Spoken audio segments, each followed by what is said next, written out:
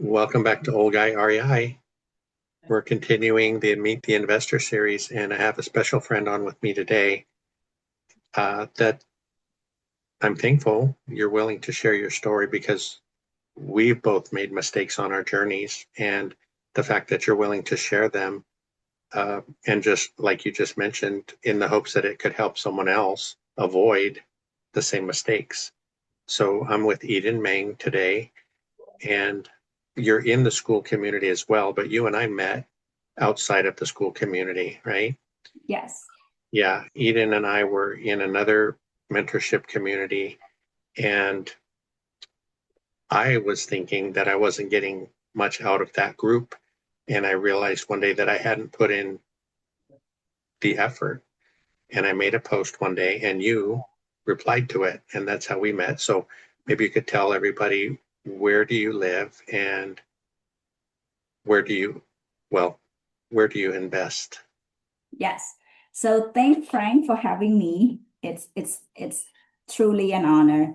So I live in California, Southern California being specific. I have my one ADU literally behind my backyard is a long-term rental.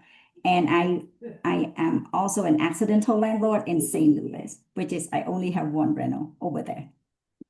Yeah. And well, now you have one rental, but maybe tell everybody how you got started, because I think when you and I first started chatting, you were going through some struggles in that market. So maybe first, why did you decide to go out of state investing when you seemed like you had a successful ADU on your property in California? Great question. So it stemmed from the cost of of of getting a second property in California is really expensive, number one, right? So we kind of spend maybe a good 6 months, 8 months to kind of look around. And the number didn't pan out as we want. A lot of them, it's negative return. And back then I was looking at just a pure cash flow, right? And it just made no sense to me at least to own a rental and then pay more for somebody to leave it to kind of supplement for the mortgage. That's what prompted us to kind of look around. So then one night I saw, on my social media, literally like another group, which is primarily driven for our state investment. I was start looking, I was active, and then start to hear their story a little bit more, right? And it sounds like everybody very successful. And that is plant the seed and the idea in my head and say, oh my God, our state really work. And it makes sense at that point in time because, now we have technology, we have property management, right? We could literally manage everything at this like fingertip. That's literally what it is. And the reason that we went to St. Louis, for me, right, I had no families and friends in that state. So I checked with multiple investors in the group and say, with all the real estate agent that they work with, which one they believe is reliable based on their recommendation, St. Louis. I actually did it backward.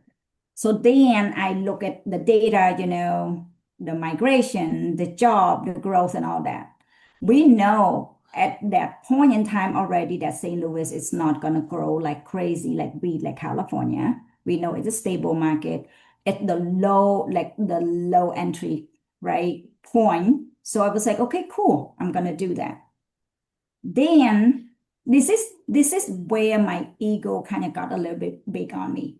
I know that ADU, I built it almost the ground up, right? So extension, we built everything.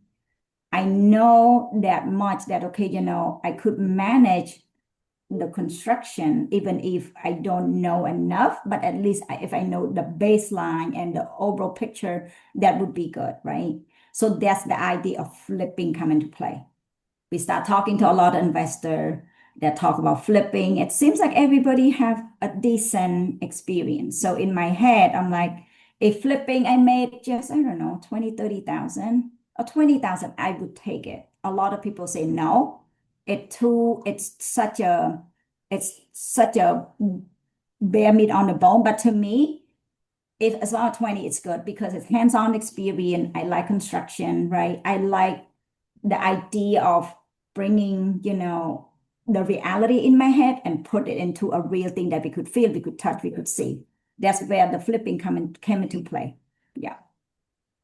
And you mentioned your ego, and from what you've told me before, you had this one flip in progress and you just decided to buy another one at the same time. Yes. So actually, literally, we found the first flip, and 3 weeks later, we found the second one and we bought it at the same time. That second decision, right, of the second flip, that is a very costly mistake. And the reason is like, when we make one mistake, right? But we make two mistakes, it could be tenfold financially. We don't know at our financial point in time in that moment, it could be tenfold. And for me, it was a tenfold because all of a sudden I don't have one problem. I have two problems at the same time. I use the same contractors that turn out to be the fraud the same time, right? And my principle of, okay, don't pay somebody in advance, hands-on on construction and talk to multiple quote, I literally threw out the door. What that means is the trust level is so high, I am too optimistic with the outcome, what might have been based on, the expectation, based on I talked to these multiple investor and I glossed over all the red flags, right? So that is where the issue came into play. So, and another thing too, actually thinking about it, another mistake that I made was I wait too long. In other words, is I trust people too easily. When that contractor told me, oh, he had multiple projects that he was working on, I should just say jump right away. I said, nope, I'm not going to wait for you, right? I have hard money loan. I got to pay all of that. I need to find a contractor. Nope. I was so cozy. I was waiting for him for 3 months. By the time I found out, it was, oh my God, 6 months into it. And the hard money loan is due in a year, right? If not, it's a stiff penalty. So yes, it's a true lesson learned. It's really, really true lesson learned here. Yeah. And with that first property, you mentioned that there was some fraud involved with that contractor. So you purchased two flips, and well, at least that was the intention. And then on the first one, did what ended up happening with that property? Because you had your funds spread out over the two. Um, were you able to flip that first one, or what happened with that? So so the first one, after we found the fraud situation, right? We found another contractor and he finished the work. By the time he finished the work, it was literally 5 months behind the schedule, right? The market were already kind of soft at that point in time. It just a change, at the global scale of things in the United States, right? So, like, when it comes to politics, actually. So then the market became soft. We were, we put it in the market. We got multiple offers, but actually not from the homeowner. They were standing on the sideline to kind of see what's going on, interest rate going up, the tariff situations, and all those good things. I got multiple offers from investors, but that's when we make conscious decisions that we're gonna hold on to it, right? We look at the rental market at that location for where my property at, the potential rental would have been, right? And to kind of walk into it, say, I know I'm gonna lose, it's gonna be an alligator, even if it's not a lot, but gonna be an alligator. So then we decided to pull it off the market, put it up for rent. Through miracle, we found a tenant literally a week when we put up for rent, and he'd been there since then. It's been more than 6 months now. Okay. This one that you're speaking of now, that's the second That's the property. first one. Yes, that's the first one. Oh, the first one. Yes, that's the first one, the one that we found. And then we want to flip, and then I became an accidental landlord. Yes. Okay. So, The second one, uh-huh. the second one, it was so bad. We paid money upfront, like literally half of it. The layout of the construction so bad that somebody went into the property broke the water line, they stole like condenser and all that. To fix it, it would cost a lot more. It's literally 150% of the original budget, right? That excluding what I already been paid to that contractor, right? So we make a conscious decision that, I had to lick my wound, which it wasn't me. Unfortunately, it took a long time from my husband to really like tell me, hey, let it go, right? Sometimes you don't have to make money from that property, but you could make it somewhere else. So I licked my wound, sold it during construction, and walk away from it. During that time, my goodness, and this is hopefully to share to the YouTube world, right? And our group is it's really fearful. It's really the fear. It's so like I literally live in fear, and that it start to become illogical at times, right? Because you just don't know what you don't know. Looking back, that property would occur at a loss, but no problem at selling. So in other words is to all the investor, right? When you run and you want to do flip, make sure to flip in a decent neighborhood. Even if you have problem, you have challenges that you have to let it go, with a decent neighborhood, it would help. It would make the property go faster compared to, maybe a D neighborhood or anything like that. So at least it just through my experience. And that property, the second one, as soon as we decided that we're gonna let it go, it sold in 3 weeks. Some other investor took it. We cut some loss, actually a major loss because the fraud, right? Majority from the fraud itself. And we just gonna say, okay, I'm gonna figure out what to do later with the fraud itself. But this one, it would be best just to move on and do something else. So yeah. Yeah. And I think when you and I first started communicating, when we first met, um, you were being pretty hard on yourself because of all this stuff that you had been through. So you got two flips, and you say you bought them too close together. Luckily, on the second one, you were able to finish it and find a tenant. The first one you had to sell, or you decided to sell and cut your losses. And I think that was weighing on you pretty heavily when we first met. Why? And I know you're still continuing, you're still looking for new things today. Why didn't you just quit then? What's making you, what's keeping you in the game, I guess? Yes, that's a great question, right? And this is truly looking into ourselves and say, what do we want to invest in?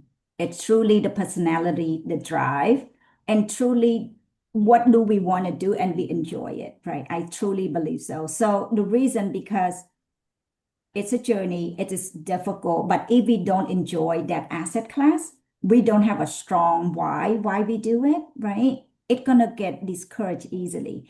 I'm not saying I didn't get discouraged at that point in time. It was really bad. My goodness.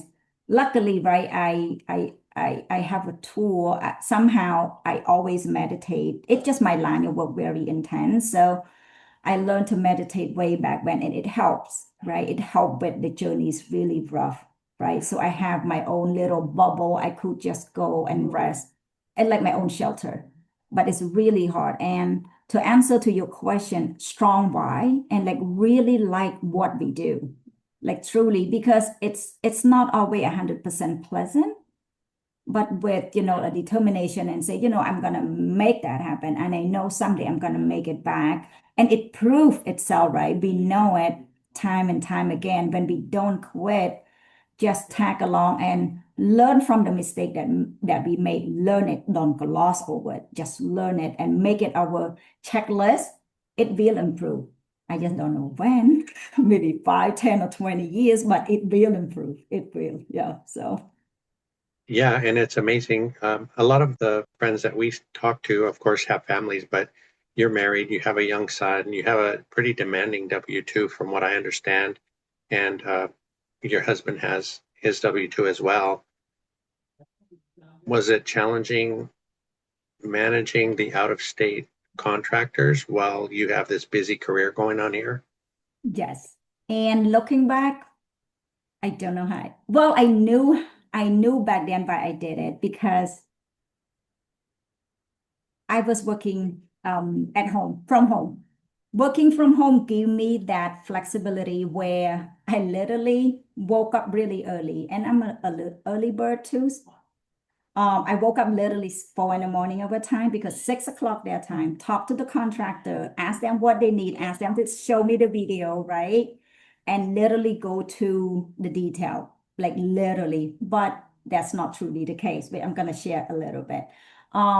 So then my time is like from 4 to 6, it's my over there, right? St. Louis flip. And then 6:30, that's when I clear my head, then help the little guy get his stuff to school, and then his dad would just drop him off at school, right? And then because I was working from home at that time, between meetings, I would just text and check in.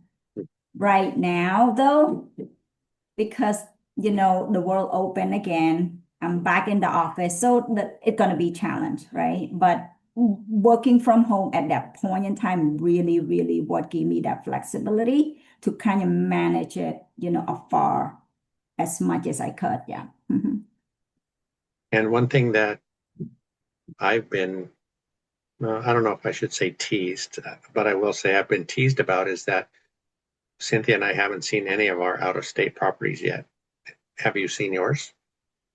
Nope, not mine.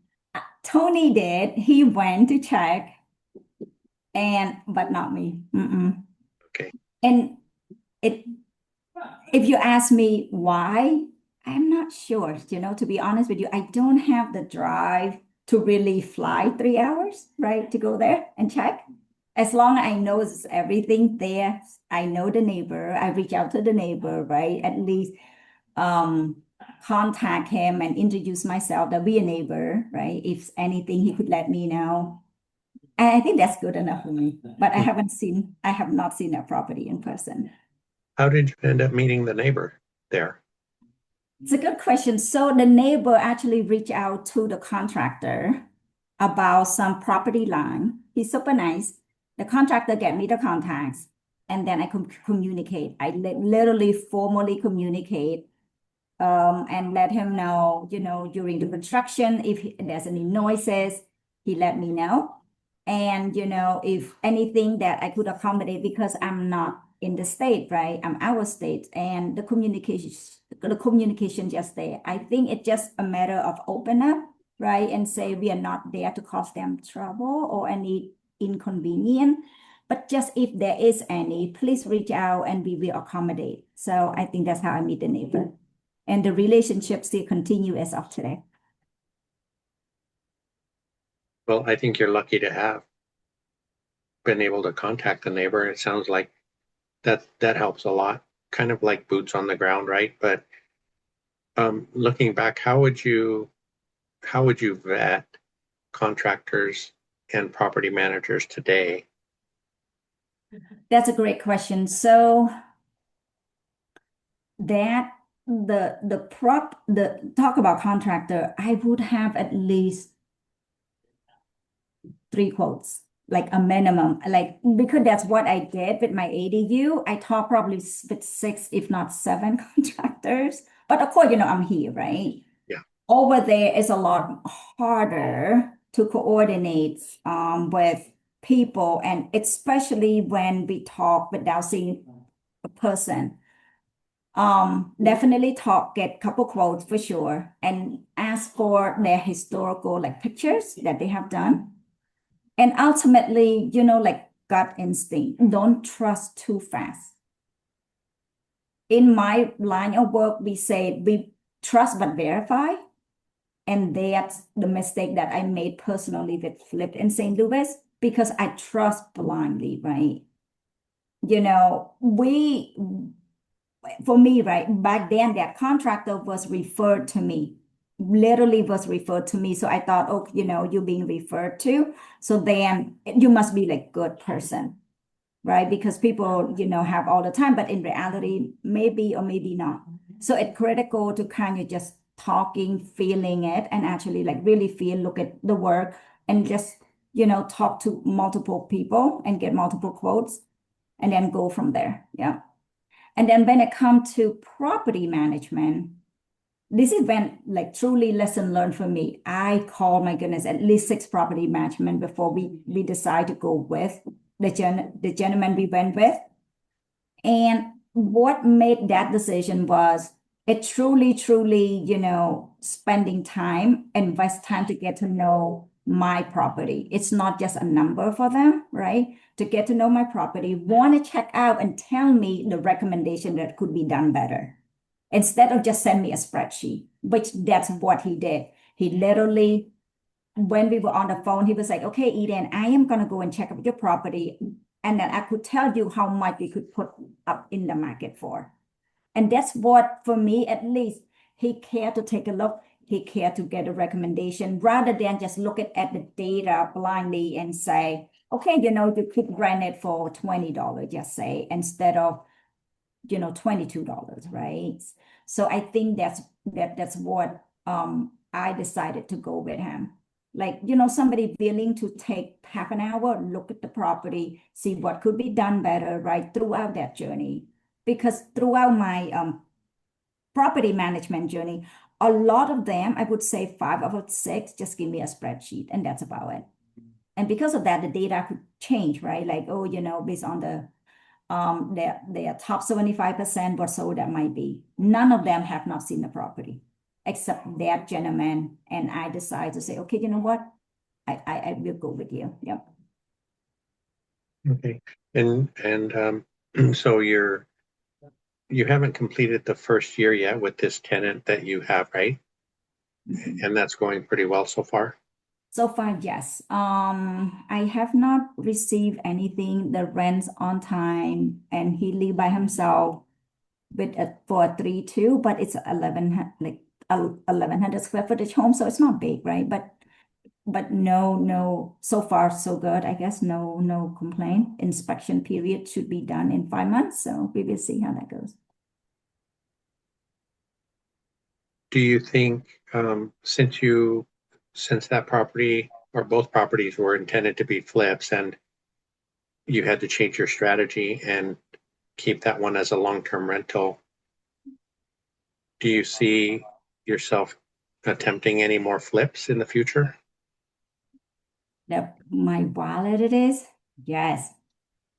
When this is when, right? When I feels like I'm ready financially, and then I learn a little bit more to check all the boxes. In other words, is I have a better knowledge to manage construction, to really understand what people say, we're gonna put on the roof. Like people would tell you, like could tell me when they say, okay, you're not gonna put on the roof, it costs $10,000 because it's 1100 square footage, right? When I'm able to narrow it down to that price point, then yes. But yes, that idea is still tempting. And it probably in California, because that's where I'm at. But yeah, somehow I feels like construction, it's just like what drawn me to it. Like what is I am, somehow it drawn me to it. It just I like what is in the reality in my head and make it, become a reality where we could see, we could touch, and we could feel, I guess. But yeah, but it's not like maybe into 2 years, 3 years. However, to prep me from now to then, right? Hopefully is because now I'm trying to save up, literally to pay for my mistake at this point and pay off the loan, save up, and then get a duplex. With the duplex, what I'm hoping is I'm going to build 2 ADUs, right? And so as I engage with more bills, right, it gave me that knowledge would prep me for whatever I would like to do in the future. But until then, because as we know, California is costly, a lot more costly, and that is something I should really, really take it seriously. Shouldn't be reckless. Yes. Yeah, I think we mentioned your why. Those are the two of the main things that I think we need to be able to have a chance to be successful is a strong why and lots of reserves, right? And also in the community, we talk about the fact that we as investors will do a lot of things that regular people won't, right? And you just were telling me that you're even considering house hacking, um, which is something that you think. So if you house hack, that means you would move out of your primary. You will have your primary as a rental and the ADU that you built as a rental, and that will help you live a little bit less expensively in a duplex somewhere. Yes. I think, I mean, to me, that just proves that you're willing to do what it takes. And when you talk about a house hack, I know with your family, what size duplex do you think that would be, like 3 bedroom, 2 bath, or It probably 2-1, but I have to persuade them that they okay with it. Luckily, I usually the way I do in the family is I kind of say it. I want to feel it, right? And I try not to persuade because with my husband, it doesn't work. So I have to prove him like my own way. And then I'm like, see, I know it worked. It's just hard, but it will work. And so far, he's been such a cheerleader for it. He's been supportive, right?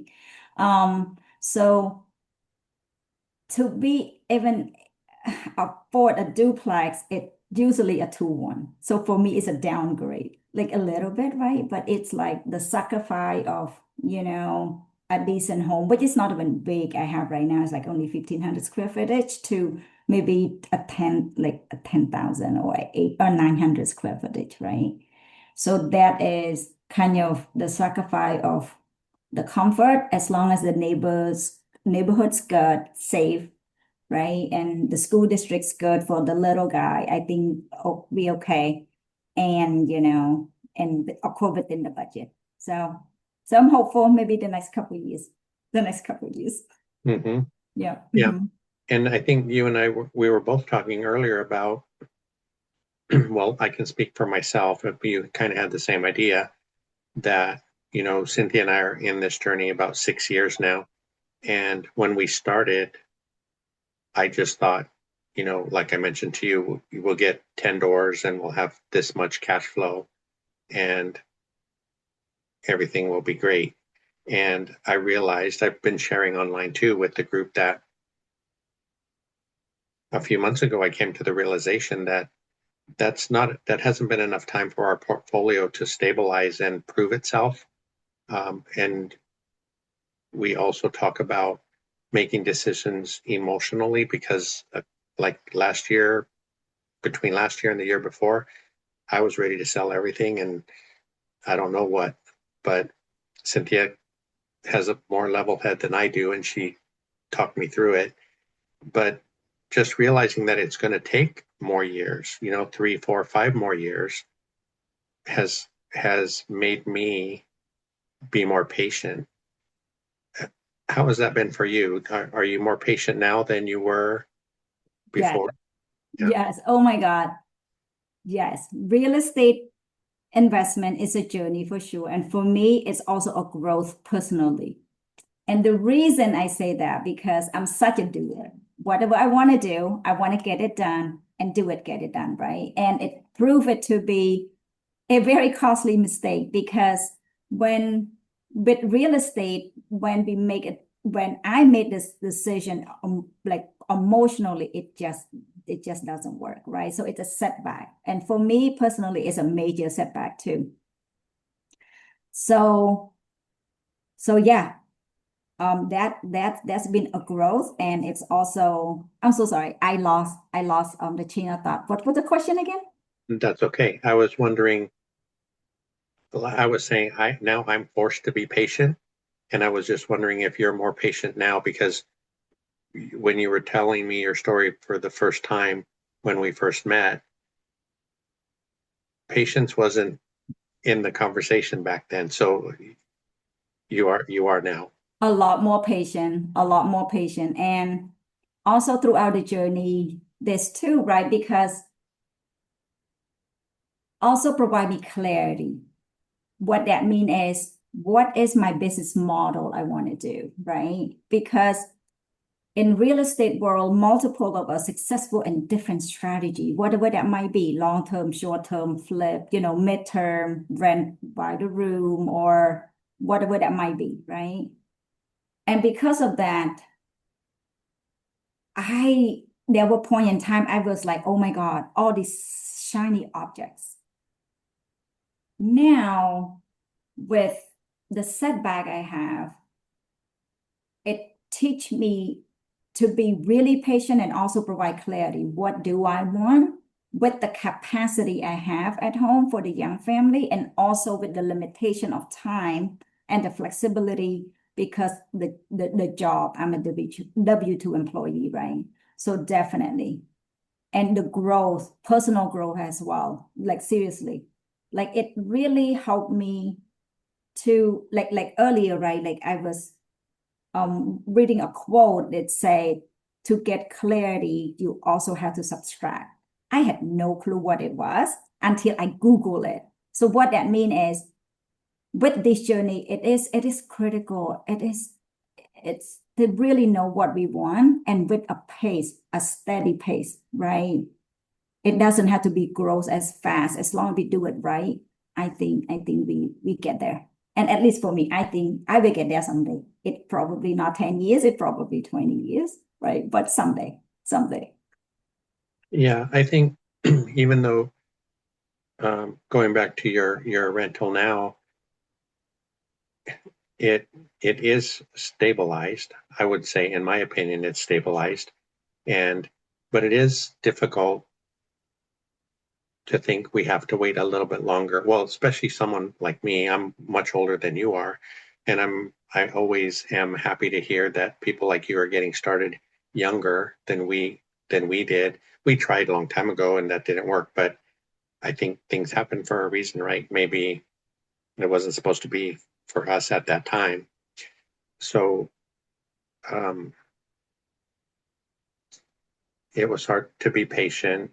I'm more emotional, like I said, than Cynthia. Cynthia's more businesslike, and I mean, with our property managers, I let them hang on. I hung on to them for too long, and she's like, they should have been gone a long time ago. And if she was running things, we might be in a little bit better spot today because she would have cut the fat right away. Um, so now, moving forward, I think, like you said, you're just going to be patient. You're going to save as much as you can. I was thinking about your W-2, and it's pretty demanding. And there are times that you don't like it from what you shared with us on the calls and things.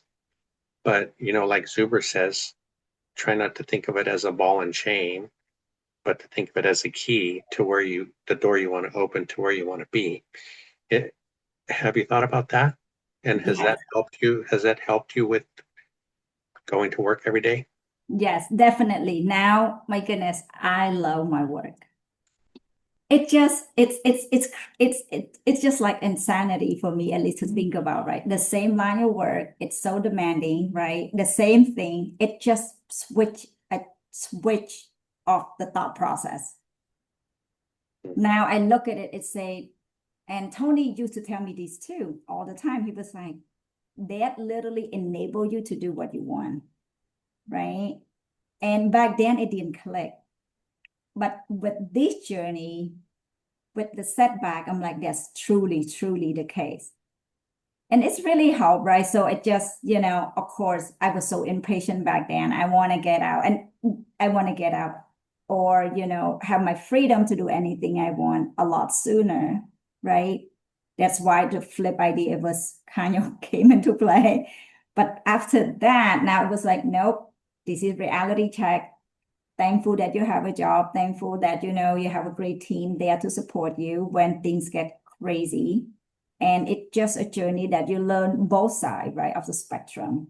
W2 provide more analytical organization and all those good things. And what's my passion to be. And then someday it will collide, right? Like it just right now, it's two different sets of skills, but someday it will collide. Someday it would be useful to get where I want to go. Yeah.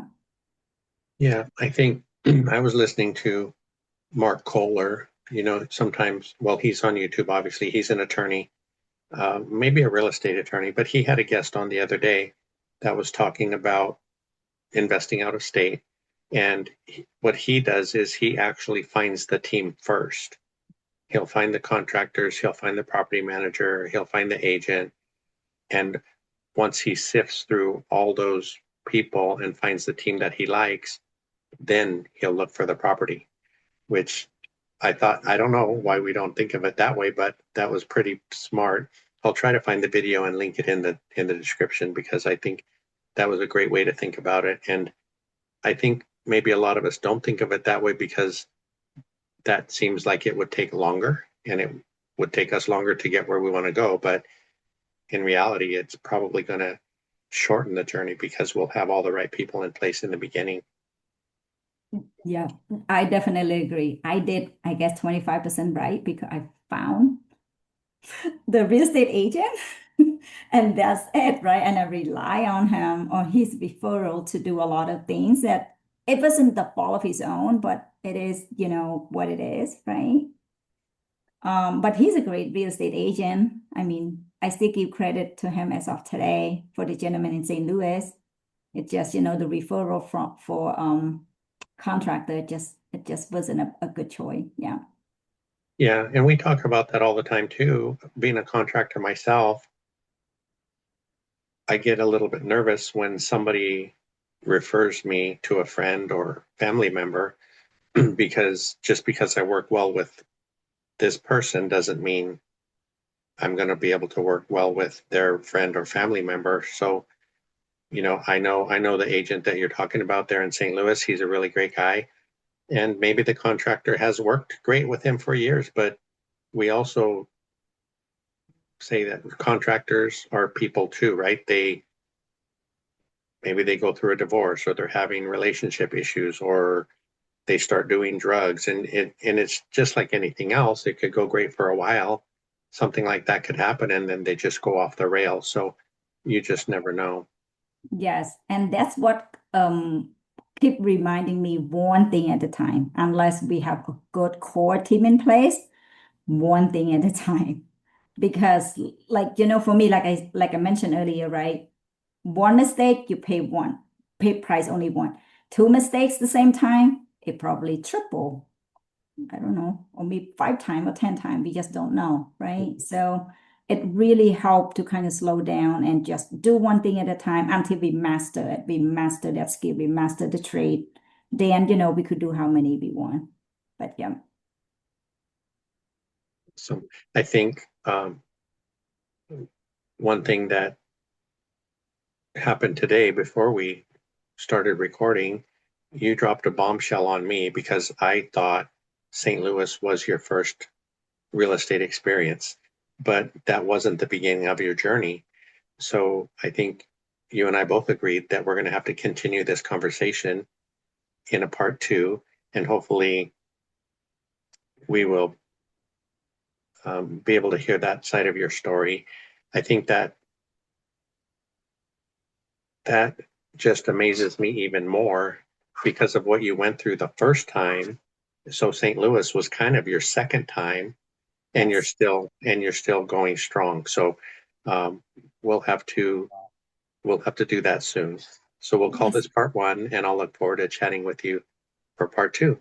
Oh yeah, definitely. And Brian, thank you for having me. It's, ultimately, right, I hope just to save maybe one person and, hopefully learn from my experience, right? My setbacks and, going strong and, it's a journey, right? It's a journey, but some way, somehow we all will make it. Yeah, we'll make it for sure. Well, Yes. thanks for being with me, and I'll look forward to the next episode. Yes, definitely. Thank you. Thank you.